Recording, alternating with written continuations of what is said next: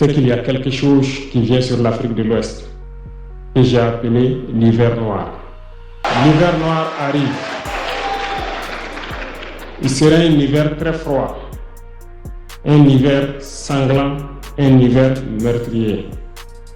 Vous allez me poser des questions, pourquoi? Eh bien, en fondant la Confédération de l'AES, nous avons senti ce froid venir.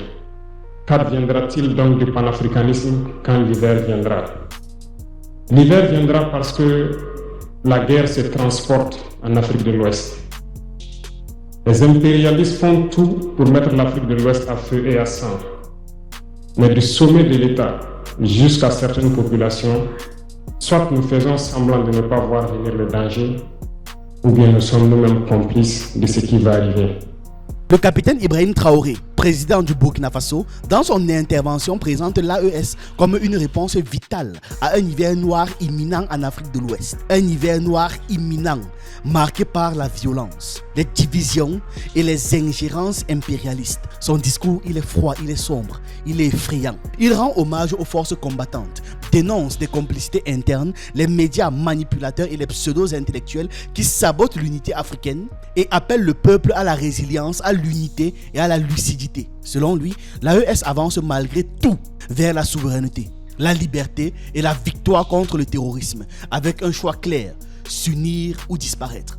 Ibrahim Traoré avait été très clair, les faibles vont disparaître et il est hors de question que l'AES soit faible dans un monde de plus en plus prédateur. Son discours, il est parlant, il est vibrant. Écoutons-le. Merci beaucoup à tous.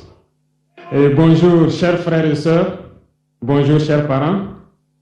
D'entendre donc le propos, je souhaiterais donc m'excuser auprès de la population sahélienne qui nous a attendus hier. Et Dieu a voulu que ce soit aujourd'hui que nous soyons là. Nous nous rendons grâce pour tous les bienfaits et ce jour si merveilleux qu'on se retrouve ici à Bamako pour la deuxième session du Collège des chefs d'État de la Confédération AES. Je voudrais aussi rendre un hommage appuyé à nos vaillantes forces combattantes qui mènent un travail colossal sur le terrain et qui permettent qu'aujourd'hui nous pouvons nous retrouver ici pour communier au nom de nos populations. Je vais m'excuser encore une fois de plus auprès de ceux que mes mots pourraient vexer, parce que je n'irai pas par le dos de la cuillère. Nous allons nous attaquer encore aux mots qui minent l'Afrique.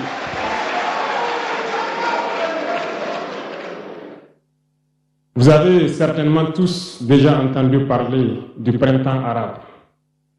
Ce phénomène qui a bouleversé la géopolitique du monde arabe, en commençant par le Maghreb, en Afrique jusqu'en Asie, qui s'est manifesté avec des conséquences souvent désastreuses, des morts et des divisions par endroits, et des bouleversements politiques sans précédent dans d'autres endroits. Et je pense que tous les Africains devraient comprendre qu'est-ce que c'est que ce phénomène, d'où il vient, et qu'est-ce qu'il faut faire pour se prémunir d'un tel phénomène. Malheureusement, nous sommes au regret de constater que certains Africains ne se réveillent pas. Et ce que je vais dire n'est que ma pensée à moi, mon analyse, c'est qu'il y a quelque chose qui vient sur l'Afrique de l'Ouest, que j'ai appelé l'hiver noir. L'hiver noir arrive.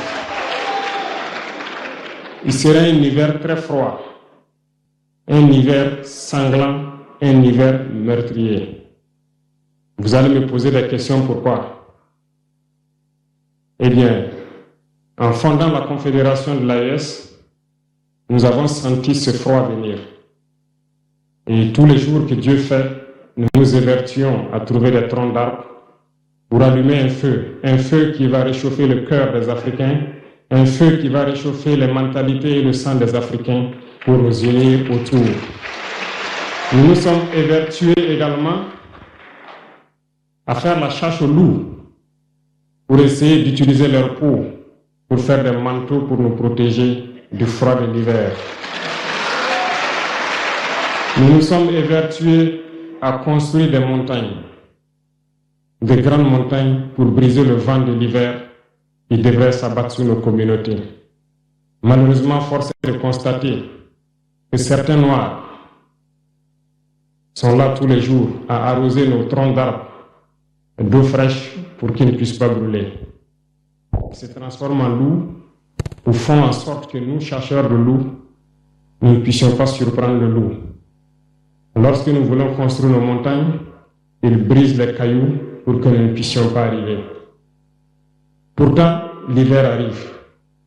Et quand l'hiver viendra, devrions-nous permettre à ceux-là qui combattent de venir se protéger avec nos manteaux qu'on a confectionnés, avec les montagnes qu'on a construites pour nous protéger des vents, ou encore se réchauffer avec nous autour du feu. Telle est la question qu'il faut qu'on se pose. Qu'adviendra-t-il donc du panafricanisme quand l'hiver viendra? L'hiver viendra parce que la guerre se transporte en Afrique de l'Ouest. Les impérialistes font tout pour mettre l'Afrique de l'Ouest à feu et à sang. Mais du sommet de l'État jusqu'à certaines populations, soit nous faisons semblant de ne pas voir venir le danger, ou bien nous sommes nous-mêmes complices de ce qui va arriver. Le chaos pourrait s'installer. Je dis bien pourrait s'installer. Beaucoup de gens pourraient mourir.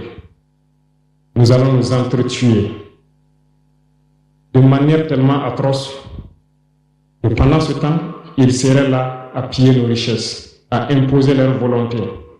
Et ceux qui vont survivre de cette tragédie n'auront que deux choix.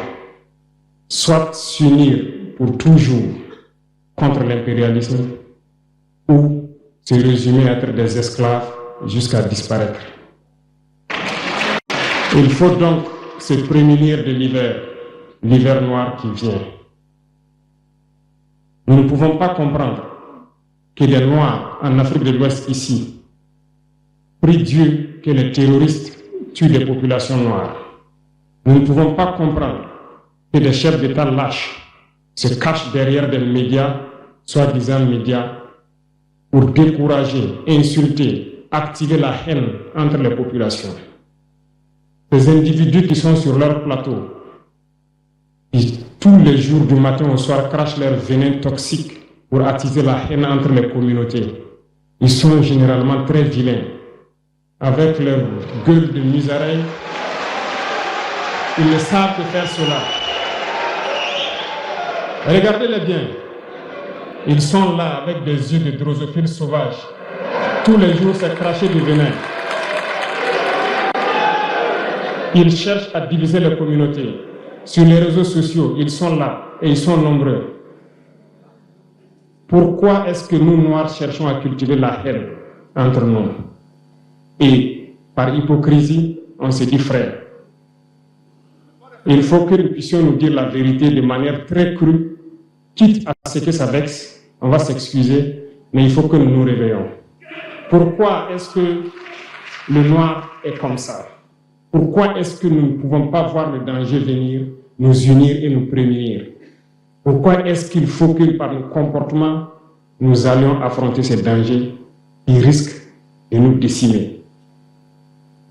Mais d'autres ont fermé les oreilles. Ils font semblant de ne pas entendre la politique de l'Autriche. Des peuples se complaisent dans la colonisation. Ils aiment cette domination. À peine s'ils n'appellent pas les impérialistes, venez nous coloniser. Nous aimons être vos esclaves. Nous nous posons souvent des questions lorsqu'on voit les réactions. Ces pseudo-intellectuels décérébrés qui sont là à longueur de journée à entamer des débats en toute indignité, en toute malhonnêteté, comme s'ils ne voient pas la réalité des exemples qui se présentent à nous. Il y a plein d'exemples. Lorsque la démocratie fait certaines choses contraires aux règles même qu'elle s'est fixées, ils ferment les yeux là-dessus. Mais ils sont prompts à nous appeler juntes ou putschistes. Mais soyez sûrs d'une chose, nous sommes unis et nous resterons unis. Et nous devons ouvrir les yeux.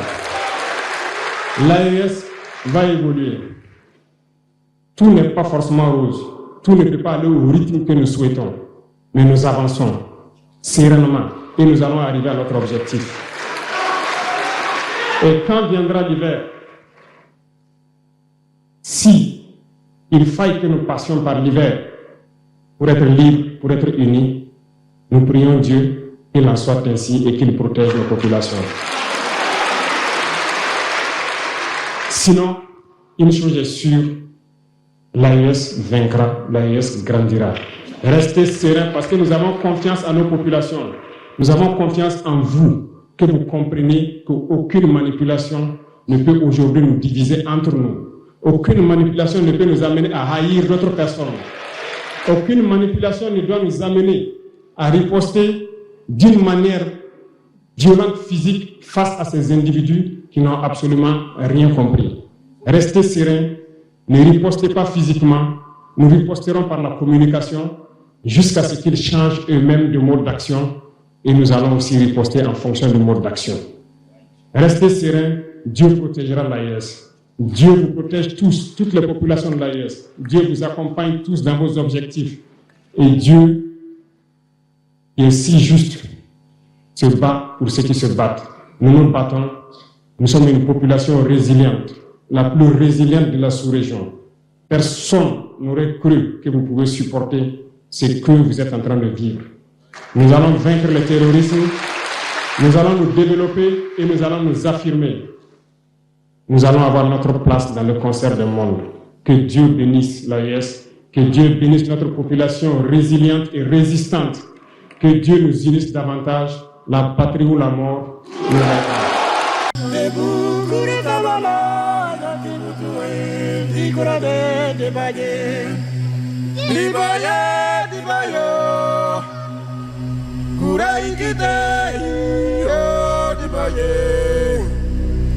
Oh,